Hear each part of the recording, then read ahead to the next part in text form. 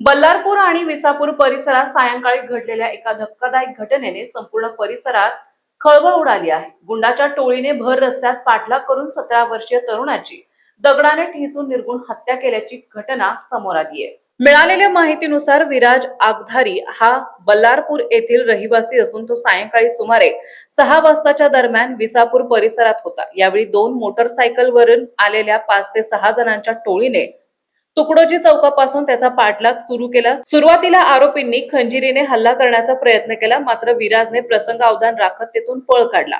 मात्र काही अंतरावर आरोपींनी त्याला गाठून डोक्यावर मोठ्या दगडाने वार केल्याची माहिती समोर येते।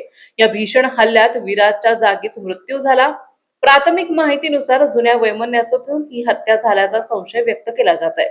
घटनेची माहिती मिळताच बल्लारपूर पोलीस ठाण्याचे निरीक्षक विपिन इंगळे आपल्या पथकासह घटनास्थळी दाखल झाले। पोलिसांकडून पंचनामा सुरू असून पुढील तपास वेगाने सुरू करण्यात आला आहे। या घटनेनंतर परिसरात भीतीचे वातावरण निर्माण झाले। मृत तरुणाच्या बहिणीने घटनास्थळी केलेला आक्रोश उपस्थितांच्या डोळ्यात अश्रू आणणारा होता। भर रस्त्यात या घडलेल्या थरारक हत्येमुळे कायदा आणि सुव्यवस्थेचा प्रश्न पुन्हा एकदा ऐरणीवर आला असून आरोपी अद्याप फरार असल्याची माहिती आहे। पोलिसांकडून त्याचा शोध सुरू आहे। Bureau news 7 Marathi, Ballarpur, Chandrapur.